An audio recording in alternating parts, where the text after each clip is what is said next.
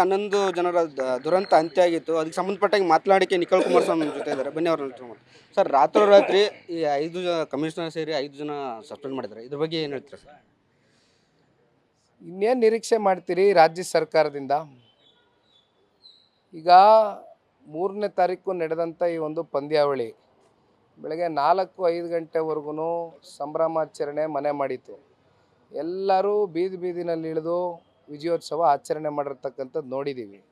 ಅದರಲ್ಲಿ ಪೊಲೀಸವರು ಸಾಕಷ್ಟು ಶ್ರಮವಹಿಸಿ ಕೆಲಸ ಮಾಡಿದರು.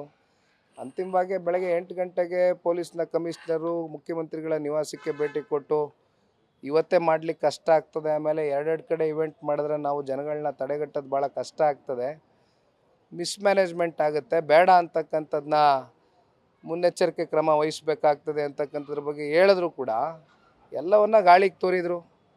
ಜಸ್ಟ್ ಬಿಕಾಸ್ ಪೊಲಿಟಿಕಲ್ ಕ್ರೆಡಿಟ್ಗೋಸ್ಕರ ಈ ರೀತಿಯಾದಂಥ ಸ್ಟೆಪ್ಗಳನ್ನ ಮೆಜರ್ಸ್ನ ತಗೊಂಡು ಅಂತಿಮವಾಗಿ ಇವತ್ತು 11 ಜನ ಅಮಾಯಕ ಮುಗ್ಧರು ಇವತ್ತು ಬಲಿಪಶು ಆಗಿದ್ದಾರೆ. ಅದರಲ್ಲೂ 13 ವರ್ಷದ ಬಾಲಕಿಯಿಂದ ಹಿಡಿದು 33 ವರ್ಷದ ಯುವಕರವರೆಗೂ ಇವತ್ತು ತೀರ್ಕೊಂಡು ಹೋಗಿರ್ತಕ್ಕಂಥದ್ದು ಈ ಒಂದು ಸ್ಟ್ಯಾಂಪೇಡಲ್ಲಿ. ಇನ್ನು 56 ಜನ ಇವತ್ತು ಅನೇಕ ಇಲ್ಲಿ ನಮ್ಮ ಆಸ್ಪತ್ರೆಗಳಿಗೆ ಮಣಿಪಾಲು, ಬೋರಿಂಗ್ ಆಸ್ಪತ್ರೆ, ಸ್ಪರ್ಶ ಆಸ್ಪತ್ರೆ ಎಲ್ಲ ಕಡೆ ದಾಖಲಾಗಿದ್ದಾರೆ. ಇವತ್ತು ಚಿಕಿತ್ಸೆ ತಗೊಳ್ತಾ ಇದ್ದಾರೆ. ಇದಕ್ಕೆ ಕಾರಣ ಯಾರು? ಇದು ಪೊಲೀಸವ್ರ ಕಾರಣವಾ? ಪೊಲೀಸು ಕಮಿಷನರ್ ಹೋಗಿ ಮುಖ್ಯಮಂತ್ರಿಗಳಿಗೆ ಬೇಡ 8ನೇ ತಾರೀಕಾದರೂ ಮಾಡ್ಬೋದು, ಸ್ವಲ್ಪ ಟೈಮ್ ತಗೊಳ್ಳಿ ಅಂತ ಹೇಳಿದ್ರು.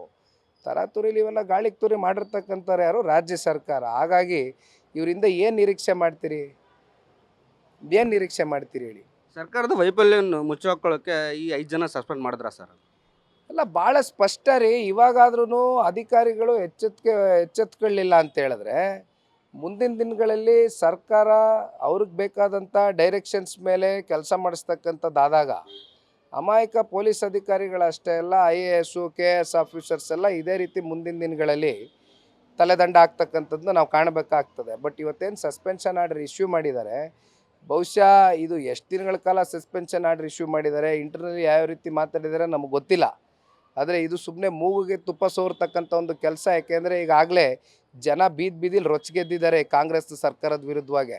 ಅವರ ವೈಫಲ್ಯತೆಗಳನ್ನ ಮುಚ್ಚಿಟ್ಕೊಳ್ಳೋಕ್ಕೋಸ್ಕರ ಇವತ್ತು ಅವ್ರು ಯಾವ್ಯಾವ ರೀತಿ ಬೇಕಾದರೂ ಸ್ಟ್ರಾಟಜಿ ಮಾಡ್ಬೋದು, ಯಾವ್ಯಾವ ರೀತಿ ಬೇಕಾದರೂ ತೀರ್ಮಾನಗಳು ತಗೊಳ್ಬೋದು. ಆದರೆ ಒಂದು ಇಲ್ಲಿ ಪೊಲೀಸರ ಬಗ್ಗೆ ನಾನು ಹೇಳ್ತಕ್ಕಂಥದ್ದು, ಕಳೆದ 18 ವರ್ಷದ IPLನ ಪಂದ್ಯಾವಳಿಯಲ್ಲಿ ಇಲ್ಲಿವರೆಗೂ ಬೆಂಗಳೂರಿನಲ್ಲಿ ಸಾಕಷ್ಟು ಮ್ಯಾಚ್ಗಳಾಗಿದೆ ಚಿನ್ನಸ್ವಾಮಿ ಕ್ರೀಡಾಂಗಣದಲ್ಲಿ. ಇಲ್ಲಿವರೆಗೂ ಒಂದು ಅಹಿತರ ಘಟನೆಗೆ ಪೊಲೀಸರು ಅವಕಾಶ ಕೊಟ್ಟಿಲ್ಲ. ಭಾಳ ಚೆನ್ನಾಗಿ ಮ್ಯಾನೇಜ್ಮೆಂಟ್ ಮಾಡ್ಕೊಂಡು ಹೋಗಿದ್ದಾರೆ. ಇದರಲ್ಲಿ ಯಾವುದೇ ಪೊಲೀಸರ ತಪ್ಪಿಲ್ಲ ಅಂತಕ್ಕಂಥದ್ದು ನಾನು ಭಾಳ ಸ್ಪಷ್ಟವಾಗಿ ಹೇಳ್ತೀನಿ. ಇಲ್ಲಿ ತಪ್ಪಿತಸ್ಥರು ಅಂತಕ್ಕಂಥದ್ದು ಏನಾದರೂ ಈ ಸರ್ಕಾರದಲ್ಲಿ ಯಾರು ಇದ್ದರೆ ಒಂದು ಕಡೆ ಗೃಹ ಸಚಿವರು ಹೊಣೆಗಾರಿಕೆಯನ್ನು ಹೊರಬೇಕಾಗ್ತದೆ, ಇನ್ನೊಂದು ಕಡೆ ರಾಜ್ಯದ ಉಪಮುಖ್ಯಮಂತ್ರಿಗಳು ಏನು ಆ ಪ್ಲೇಯರ್ಸ್ ಜೊತೆ ವರ್ತನೆ ಮಾಡಿದ್ದನ್ನು ನೋಡಿದ್ರಲ್ಲ. ಏನು ರೀ, DPR ಅಲ್ಲಿ ಒಂದು ಪ್ರೋಟೋಕಾಲ್ ಫಾಲೋ ಆಗಬೇಕು. DPR ಅಲ್ಲಿ ಯಾವ ಪ್ರೋಟೋಕಾಲ್ ಫಾಲೋ ಆಯಿತು? ಮಕ್ಕಳು, ಮೊಮ್ಮಕ್ಕಳು, ಸಂಬಂಧಿಕರು, ನಿಮ್ಮ ಚೇಲಾಗಳು ಎಲ್ಲ ವಿಧಾನಸೌಧದಲ್ಲಿ ವೇದಿಕೆಯಲ್ಲಿ ನಿಂತ್ಕೊಂಡು ಆಮೇಲೆ ಒಬ್ಬ ಇಂಟರ್ನ್ಯಾಷನಲ್ ಪ್ಲೇಯರು ವಿರಾಟ್ ಕೊಹ್ಲಿಗೆ ಕೊಡ್ತಕ್ಕಂಥ ಗೌರವನ ಅದು ಯಾವ ರೀತಿ ಮಾಡಿದ್ರಿ ನೀವು? KR ಮಾರ್ಕೆಟ್ಗಿಂತ ಅಧ್ವಾನ ಮಾಡಿಟ್ಟಿದ್ರಿ ಆ ಸ್ಟೇಜ್ನ. ಬರೀ ಮಿನಿಸ್ಟ್ರ್ ಮಕ್ಕಳೇ ತುಂಬಿಕೊಂಡಿದ್ರು ಅಂತ ಅನ್ನೋ ಆರೋಪನೂ ಬರ್ತಾ ಇದೆ ಸರ್. ಅದರಲ್ಲಿ ಏನಿದೆ? ಅದರಲ್ಲಿ ಏನು ನೀವೇ ಕಣ್ಣಾರೆ ನೋಡಿದ್ರಲ್ಲ, ಅದನ್ನೇ ಹೇಳ್ತಾ ಇರೋದು. ಈ ಬಡವ್ರ ಮಕ್ಕಳ ಕತೆ ಏನಾಯಿತು? ಇಲ್ಲಿ ರಾಜಕಾರಣಿಗಳು, ಅಧಿಕಾರಿಗಳ ಮಕ್ಕಳ ಕತೆ ಏನು? ಅವ್ರು ಚೆನ್ನಾಗೇ ಇರ್ತಾರೆ, ಬಡವ್ರ ಮಕ್ಕಳೇ ತಾನೇ ಅನುಭವಿಸೋರು. ಸರ್, ಎಲ್ಲ ಒಂದು ಕಡೆ 2 ಕಡೆ ಕಾರ್ಯಕ್ರಮ ಆಯೋಜಿಸಕ್ಕೆ ಇದು ಪ್ರಮುಖ ಕಾರಣ ಅಂತ ಹೇಳ್ತಾರೆ. ಬೇಕಾಗಿರಲಿಲ್ಲ ರೀ. ನೆನ್ನೆನೂ ನಾನು ಪ್ರೆಸ್ ಮೀಟಲ್ಲಿ ಹೇಳಿದ್ನಲ್ಲ, ಒಂದು ಕಡೆ ಮಾಡಿದರೆ ಸಾಕಾಗಿತ್ತು. ಚಿನ್ನಸ್ವಾಮಿ ಕ್ರೀಡಾಂಗಣದಲ್ಲಿ ಒಂದು ಪೋಡಿಯಂ ಸೃಷ್ಟಿ ಮಾಡ್ಬೋದಾಗಿತ್ತು. ಆದರೆ ಇವರು ರಾಜಕೀಯದ ಕೆಲವೊಂದಷ್ಟು ಲೆಕ್ಕಾಚಾರಕ್ಕೆ ಲಾಭಕ್ಕೋಸ್ಕರ ಮಾಡಿರ್ತಕ್ಕಂಥದ್ದು ಇವತ್ತು ಅಮಾಯಕ ಜನರು ಬಲಿಯಾಗಿದ್ದಾರೆ. ಮುಂದಿನ ದಿನಗಳಲ್ಲಿ ಇದಕ್ಕೆ ರಾಜ್ಯ ಸರ್ಕಾರ ಉತ್ತರ ಕೊಡಬೇಕಾಗ್ತದೆ. ಇದು ಅಷ್ಟು ಸುಲಭವಾಗಿ ನುಲುಚ್ಕೊಳ್ತಕ್ಕಂಥ ಪ್ರಕರಣ ಅಲ್ಲ. ಇದು ರಾಜ್ಯ ಸರ್ಕಾರ ಭಾಳ ಗಂಭೀರವಾಗಿ ಇದಕ್ಕೆ ಉತ್ತರ ಕೊಡಬೇಕಾದಂಥ ಒಂದು ದಿನ ಭಾಳ ದೂರ ಇಲ್ಲ. ಇವತ್ತು ಸನ್ಮಾನ್ಯ ಕುಮಾರಣ್ಣವರು ಕೂಡ ಪತ್ರಿಕಾಗೋಷ್ಠಿ ಕರೆದಿದ್ದಾರೆ. ಅನೇಕ ವಿಚಾರಗಳ ಬಗ್ಗೆ ಅವರು ಕೂಡ ಕೂತು ಚರ್ಚೆ ಮಾಡ್ತಾರೆ.